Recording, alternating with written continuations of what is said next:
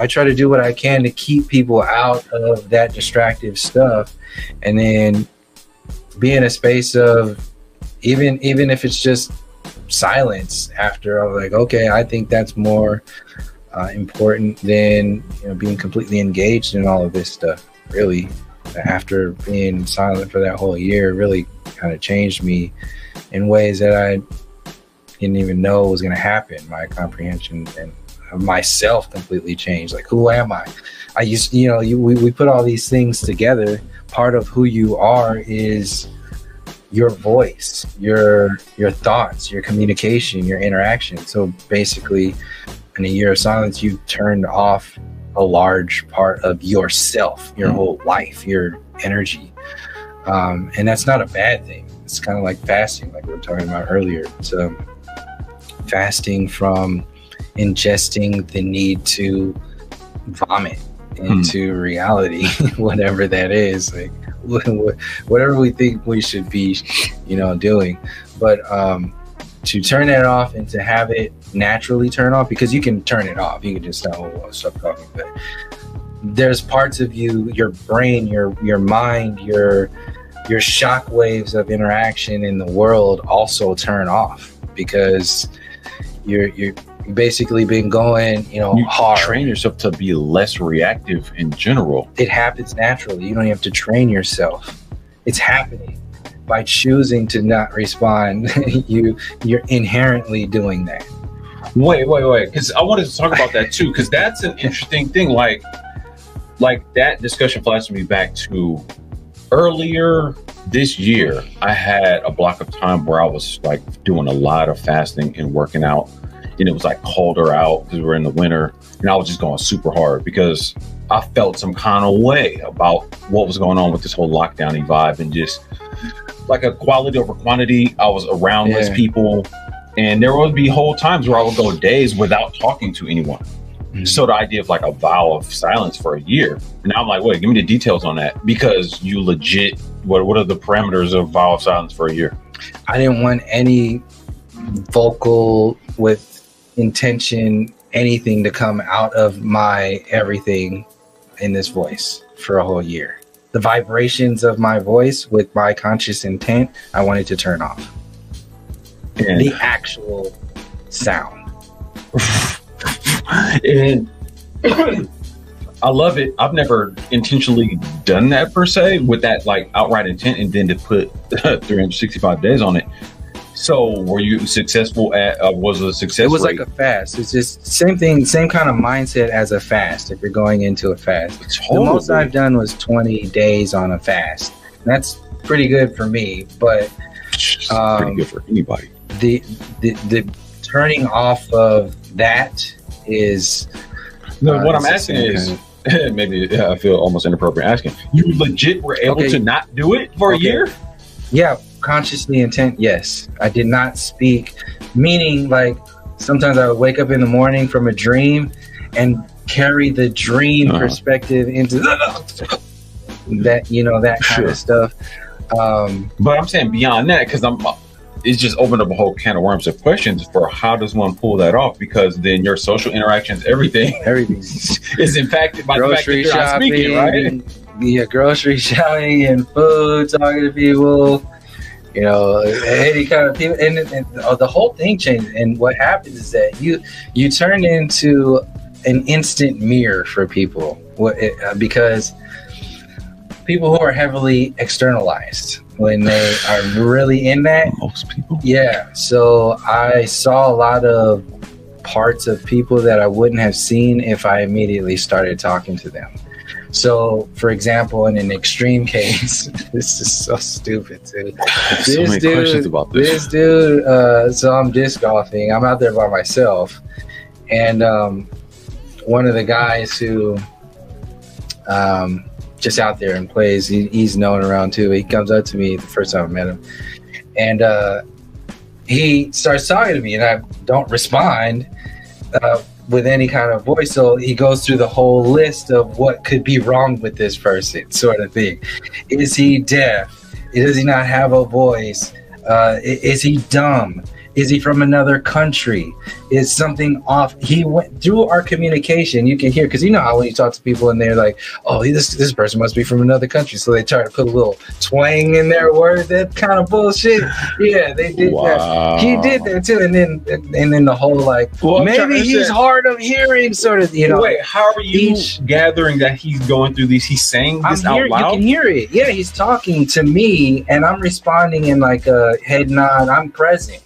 I'm just not voicing. That was the key. I just don't want. But you're not surprised that he had kind of a off-put reaction to it, right? Because that's not a usual encounter for someone to encounter somebody. I'm not surprised I'm not surprised that he had that. I'm surprised the arrogance to just go through that list of bullshit instead of just asking me, you know, like, because I could have written something down, which is what I was doing. I would write something on my phone and I would show people like, this is what, you know, where your disc is. If I'm playing disc golf, you know, go over there. Or, you know, your dog, it just took a shit over there, you know, pick that shit up, you know, sort of thing. You know, I can't say it. You know what I'm saying? Wait, I'm still like, hold on. Because out of the gate, if you're again, I'm trying to wrap my mind around the parameters because you're out and about dealing with people, but then you're not speaking. Yeah, I have to still engage in the world. Sure. But it was an agreement with my, if you want to call it your higher self, my higher, so whatever it is, the higher everything. It was an agreement with the higher everything that, okay, well, I've done a lot in this world as far as communicating my perspectives on the world and the universe and whatever else is going on in this bullshit and all that. I've done a lot. I had years and years and years of focusing all of my attention and my expression on that for the sake of that higher space. And I was like, okay, well, if fasting does this to your body, what will fasting from that for a year do to the higher body? That was my mindset in going into this. So anything that happened in the real world was insignificant. It didn't matter. I didn't care. I just had to, you know, deal with it. So that's when I was like, all right, I'll carry around a notebook or I'll show them my phone like this and that. But my agreement with myself was, do not do that. Sure. No, and an adult, I respect it. Yeah. I guess my thought process is, as I'm hearing this and just really wrapping obviously trying to put myself in your shoes, I'm like, so within certain discussions where people are asking obvious questions because it's a rare, novel thing to them, this person isn't talking. My thought would be to just get straight to it and be like, I don't know. I'm not speaking to people at this time. Yeah, I tell people that with my phone. Oh, so then after that, then they got more questions about wired. Okay. I'm just thinking of how a conversation plays out. Like off rip, are you like, I'm on a ball of silence? Because people come up to me and talk to me for like 30 minutes, and I'm just like, well, I guess that's interesting because some people are so self-absorbed that they can just do that. That's what you see parts of people that you would never see before. And I'm just sitting there just but they're talking to you for hella long after you've already sort of clarified what's going on. Even that too. Yeah, that happens. And that is based upon people. I've shown people that, or people assume certain shit and they just get angry and walk away. Like that happened on this golf course. It's kind of weird because people think they have a power over you if something is wrong with you. Like if you're, you know, from their perspective, you can't speak, you can't, whatever it is. Oh, you know, something. It's a weird fucking thing that's out there, but it did happen. I almost want to try it just as an experiment. Also, engage. Sorry, I had to cut you off, but I had to get on this. The narcissism of the world just gets lit on fire. Because people don't know how to interact. They need you to interact with them. It's almost entitlement. They're like, they have nothing to grab onto. So they're like, and their hands just keep slipping off, and they're just like, they have no footing. And they're just like, fuck you, you know, like they just walk away. It's weird, but it happens like that when conversation, because people, I sat there and had a silent conversation with, you know, a person in the beginning of the vow, and all I did was nod my head and give like, you know, like yes and no responses, but like confirmation. And so to your question, this was probably the best interaction that I had, and it was towards the beginning. It was a guy who was new to disc golf. I think was just out there for a little bit. Interacted with me. I was with all my other friends who play disc golf. They're now knowing that I'm silent, and I just started, so they're in this weird, awkward stage. I'm just not talking. I'm cool with it. And this guy who's not really there starts, talking, and he realizes I'm not talking. Then he asks, he knows what to ask. So I basically ask yes or no questions. Yeah. Well, it will also ask why.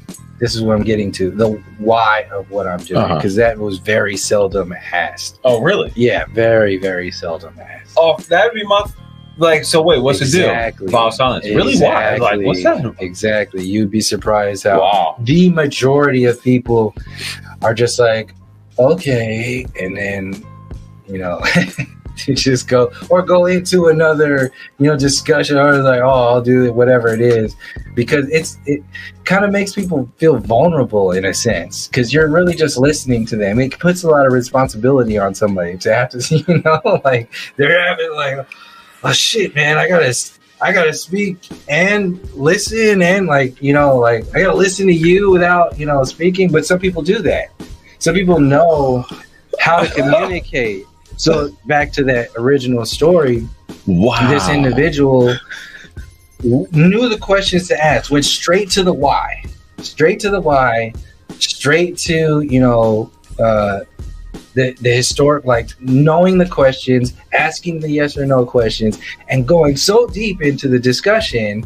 Oh, so this is, and then, and so you must be talking about this. No, but I'm not saying but I'm like nodding my head, right. And then so this is it, and then they just keep going. So they're talking to themselves, basically a deeper part of themselves through me, if they know how to do it. But usually most people want reassurance of what they're comfortable with. So when they're seeing somebody who's on a vow of silence, what the fuck is that? That's what I'm saying. They're just that's like I don't even know how to communicate with it. I don't know what the fuck to do. So just the mentality of such a person who would even attempt that. They're not gonna ask me if I watch football on. You know what I'm saying? And it's because the other day, now I'm talking to them, and after having a vow of silence, being around my friends who I play disc golf with, and my friend asking me, "So you watch football?" And I'm just like, I was like flying at that time, and I just looked at him and just sat there in silence for like 10 whole seconds. And then until he's cool though, he's like kind of weird a little bit. Oh, I guess you don't, I'm sorry. I know. And he just like went through it, that whole thing.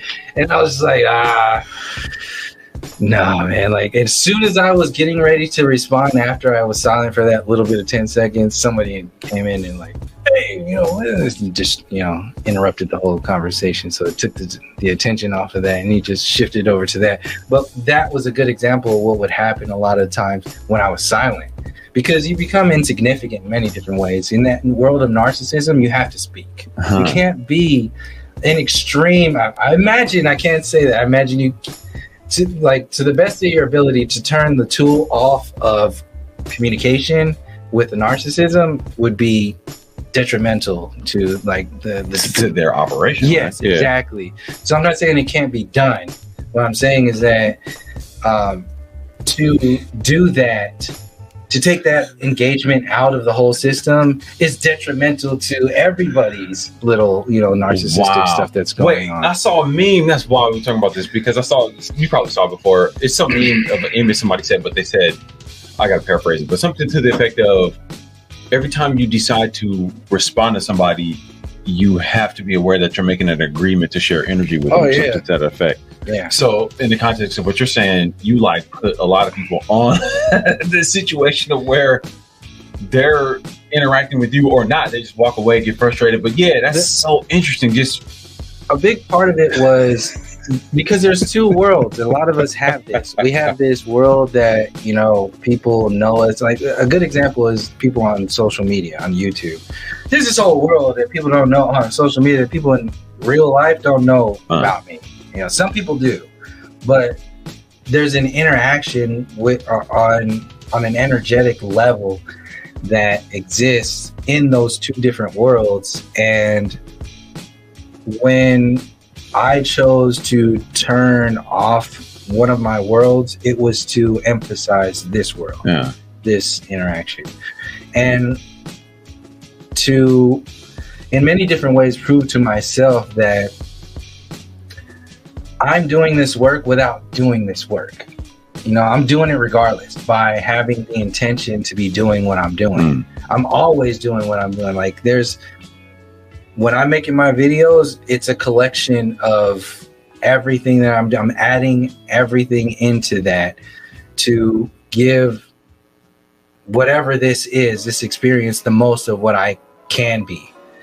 And we don't do that in the regular day, every day, walking down the street with people. And we're not supposed to in many different ways, because those are two different worlds, and it'd be too staticky. It would just be weird.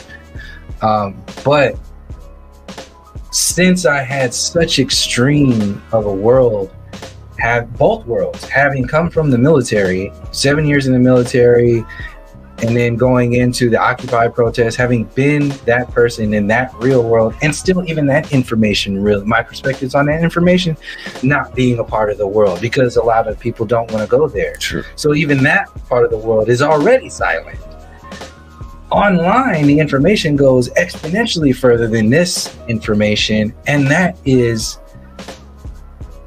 systematically silenced by algorithms. Right. And, you know, not just to mention the people who are looking at other, you know, distractions and all kinds of stuff, but a focused intention of shutting down that stream of information. So it's like, okay, well, none of this is about any of these worlds.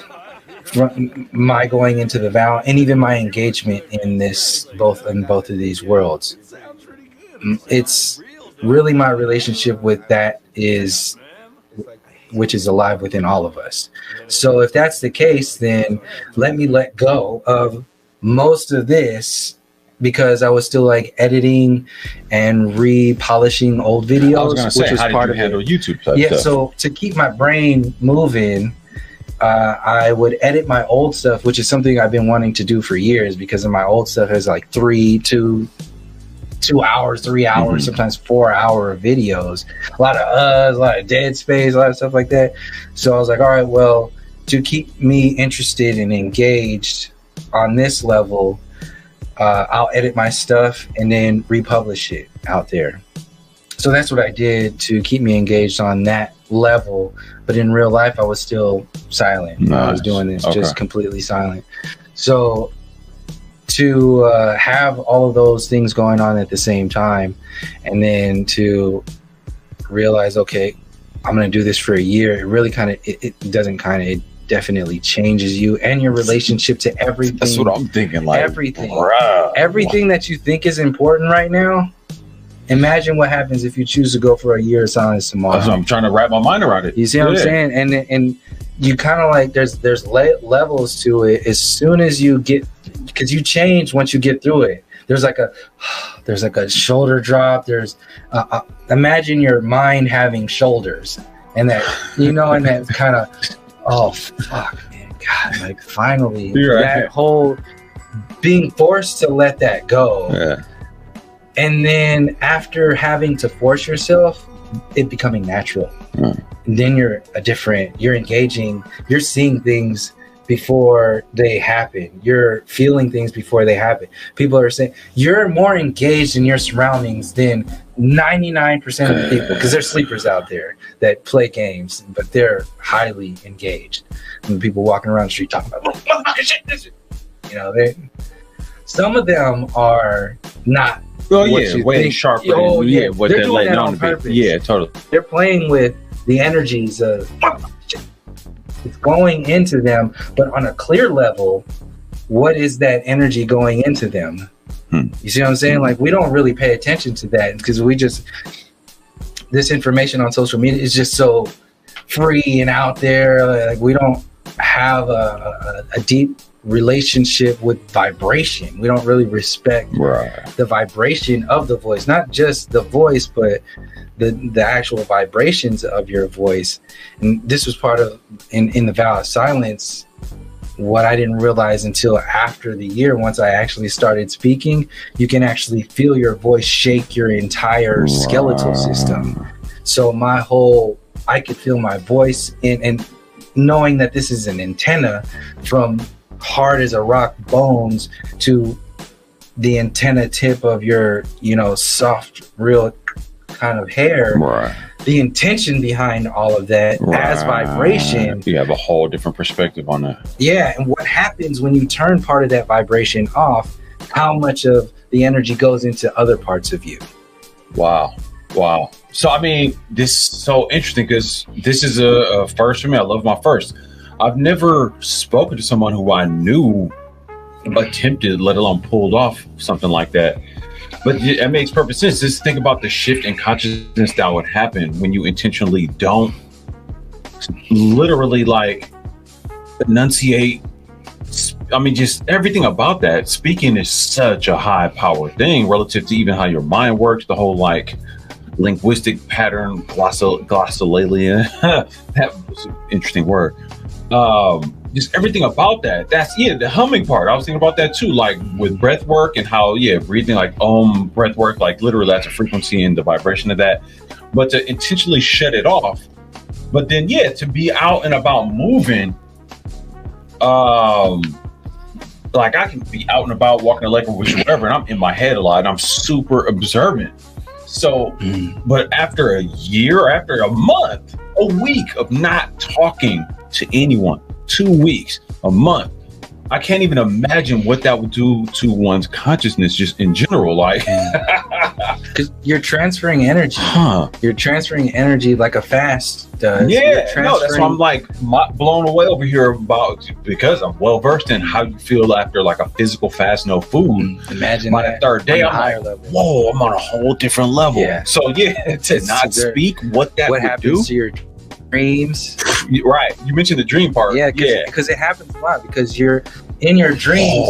Part of the dream world is projecting you into a world, and then you start there, so you're engaging in the world, and part of the engagement that holds the dream alive is the communication. It's kind of part of a clock.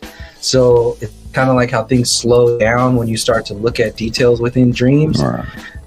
Talking keeps the dream going at like the optimal vibration to keep the dream going. So when in your real life, or waking space, when you're not speaking and you're in a dream all of a sudden, and somebody's talking to you and you're speaking in the dream, it creates another kind of light switch turning off and a trigger of the dreams, because you're like, wait a second, I'm on a vow of silence right now. Who the fuck are you? And then you're just like, freeze. The whole dream freezes. You're instantaneously lucid.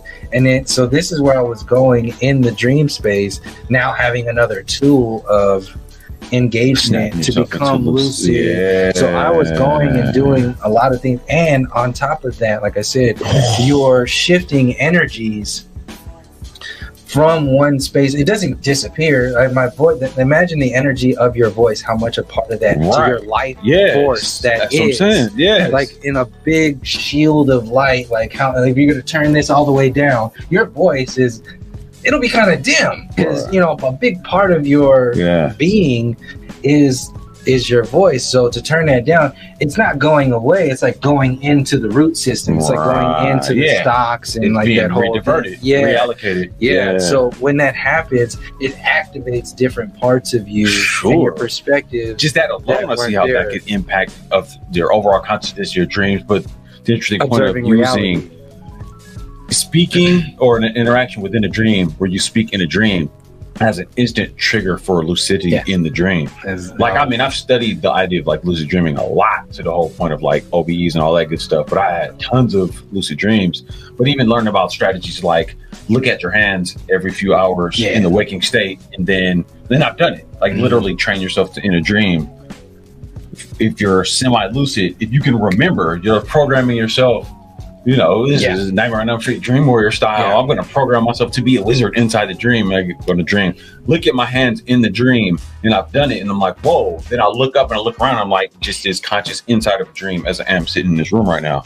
Like, I've done that based on things I've read. So I took knowledge that I've read in a book, did it, and then had actual effects of it happen in the dream. Now, that's one thing. That's super empowering and powerful by itself. But still, knowing how that works, I can't even imagine the idea of the multitude of effects that would happen from not speaking, and just from waking state, sharpness, perception wise, to a dream type situation.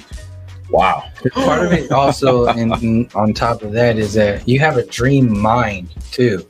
So you have your waking space mind, but it's not the same as your dream mind. Right. You just use your waking space mind as a tether to grasp onto, so you can kind of feel the dream, and then eventually it'll start to look like and you interpret that world from this tethered language and vision and eyes and all that other stuff, because there's a whole bunch of other things going on, because that dream part of yourself is connected to other things that are going on in different, say, universes or whatever you want to call it, but more so focusing on the fact that we're more complex than just this one body and this whole thing. So, and your dreams are a good example of a good example of that being a reality. You're bigger than this is there. Here's dreams. This is why it's happening. And then the rest is up to you to go even further. Sure. And part of it is to go into those dreams. And that's why I said part of, I'm sharing this point right now, is to share with people, because I haven't in any videos yet shared the importance of tapping into the dream mind. The dream mind is, your mind here, but you in the dream space, if you become lucid, you have access. And the access that you have there is different than the access that you have here. You have access based upon how you experience this realm right here. But what about the dream realm? What kind of access do you have there? So you can access parts of yourself that engage in deeper parts of healing and all kinds of stuff like that. Depths that you can go into that are very similar to worlds of interaction and around ayahuasca journeys, DMTs, stuff like that. But like using that space as a tool to affect changes within that space and theoretically out in the waking state world. This was part of my drive to, and being okay with going on a vow of silence, because I'm such a heavy dreamer anyway. I'm already, I have engagements with the reality of the dream space and the waking space, but to more focus on the dream space every single night. And we all do in every moment, but as far as from a lucid space that has part of this waking space of it, like engage in it, it's very active for me. So it was kind of, I'd wake up times having to silent laugh, because I'm just like, that was a fucking good ass dream. Because I was like, sometimes I would like be okay with speaking because I'm in the dream. I'm not trying to, you know what I'm saying? You see what I'm saying? So I could communicate with even people who had passed in dreams. And then I could communicate with people in the dreams. And that was part of my, it's not like I could, control it anyway. But once it started happening, naturally, I was like, all right, man, this is fucking tight. This is like a good ass thing. It feels really, really, really good because it's like I said, it's an instant trigger to that lucidity, because there's so many things that you can make up whatever kind of trigger you want to trigger something. But that was something that I didn't see was going to happen before it happened. Like, I think it's like a double whammy in the sense of you're creating a trigger, but then just the psychological state, the energetic sort of reallocation with not speaking that way. I would imagine just the physiological effects that has on your body that's going to set you up for, because I'll put it to you this way. When I work out more, when I'm kind of eating cleaner, it affects my sleep a lot better. And then I'll have more dreams. like all of that's interconnected. Yeah. Right. So then I could imagine throwing in the mix, not speaking and what that, you know what I'm saying? Like that's a whole other that's food too. ball game. Right. But to be that intentional about it, like, man, I've had so much like exploration and experience with interesting dream type scenarios. And I actually miss it because I haven't been able to, or haven't, I don't know, for whatever reason, it comes in cycles. But I actually missed that. Like, that was a big thing. I think we talked about that before years ago, but like I had a lot of like experiences with like OBE, lucid dream type stuff, like flying dreams, and literally the whole like OBE, sleep paralysis, to exit your body to full waking state consciousness in what appears to be some dream type scenario. Physics is out the window. You can literally fly out the window. You can transport to different realms, talk to different people, whatever. I've had those kind of experiences a lot and have explored that a lot. But man, I've read about people's stories of taking it to whole other levels that I haven't. So I would love to be in a position to be able to explore that more. And, you know, I don't know, but what you described with the Bob Silence element, I mean, just that in and of itself, the discipline, the focus with that, plus you did it within going into this whole like COVID narrative thing. Yeah. Not knowing that shit was going to happen. I was like, really? As soon as it happened, I was like, really? What? The timing what the of that? Fuck is this? I mean, what better time, really? Because shit, there's a lot of people who I would have been like, you know, get out of my face. That's exactly what I started to realize, because I was like, you know, what kind of content would I be making right now? I mean, I've already said this shit that's going on right now years ago. So, like, I mean, I don't see any, you know, reason to be. People are going to do what they're going to do anyway. I mean, there's not much. I still could share information. That's why part of it was when I was editing, I chose a storyline in a sense from the archive to share. Like, so if you see some of those videos that came out at certain times, it was kind of in response to the current atmosphere of what was going on. So if something was going on with this, like a storyline, I was like, oh, I did a video about that. Let me go clean this up. You know, that's dope. And then put it out there. So that you know, that kind of kept me engaged, you know, still being silent with, you know, the world, which felt kind of good and kind of activated something, speaking without speaking sort of thing. Right. No, I'm just thinking about that on so many levels, like literally just second. I was like, wait, how would I do certain meetings with some of my clients? How would I pull that? I could email. I was like, you're trying to run down a scenario in my mind, like, how would I pull that off? But honestly, even doing it for a set amount, like an amount of time that is less than a year, is life-changing. Because like I said, there's things that happen after the third day, after a week, after 2 weeks, after 3 weeks, after a month, shifts in your brain that's kind of like, which is kind of like, you're slowing down everything, and finally your mind has to slow down because it's a motor. It's constant. You wake up, I can't imagine. You're constantly you're running it. Even when you're asleep, you dream about you're being at work and shit like that. Like, it's constantly running. When you turn your voice off, you're turning the fuel off. It's the fuel, because you're keeping your mind running so you can interact with the world. Right. No, I've heard that monkey mind concept where it is part of that. Yeah. So when you turn it off, like I said, you're constantly like, you're like meditating your invisible self into a space of equilibrium, first of all. And then that's when you kind of like, damn, like this exists. Like you're in a space like, what the, there were many times where I was like, I don't fucking want to speak again. I don't, like, if this is how it is, and then that's what really changed me. Now I don't talk a lot. Like when I'm out and about, my interaction on videos completely changed to where I want to get to certain, it's gotten way more polished, cleaned up and focused, and you know, that I can see that change. But in real life, I don't really, or in the, you know, in the everyday life, I don't have much drive to or desire to have to respond to anybody in any moment at any time. So the being presented with bullshit is just like laugh of like, who are you? Like, I really don't.